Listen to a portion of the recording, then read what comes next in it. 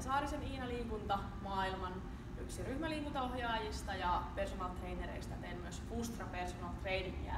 Ja tosi paljon ihmisillä on alaselässä jumituksia, lantio kallistuu tonne, kippaa tonne eteenpäin ja alaselkä menee ylinotkoon ja tää lonkan kulma silloin kiristää. Eli tähän lonkan koukistaan pitäisi saada tilaa ja rentoutta, että se lantio tai tämä lonkkamalja tulisi pystyasentoon. Seuraava harjoite avaa ja rentouttaa sitä lonkan koukistajaa ja toisaalta vahvistaa myös pakaraa ja takareittä, joka myös auttaa siihen lantion hallintaan pystyasennossa.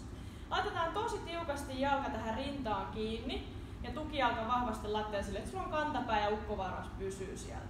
Ja ulos hengityksellä aktiivisesti lähdetään työntämään lantio ylös siihen asti, että tää jalka ei irtoa täältä. Ja sisäänhengityksellä alas.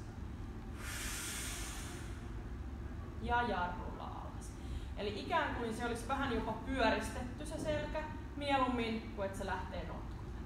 Ja nosta vaan siihen asti, että tää jalka pysyy täällä. Että jos se irtoo, niin sit sä oot lähtenyt jo väärään asentoon. Eli ihan super tiukasti rintakehän kiinni ja jarrulla alas. Ja näitä pumppaavia, avaavia liikkeitä voi tehdä vaikka 5-10 kappaletta per puoli.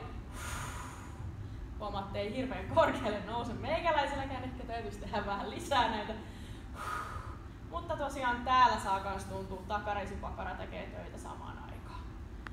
Siinä teille aktiivinen harjoitus lonkan koukistajalle avaava liike. Kiitoksia.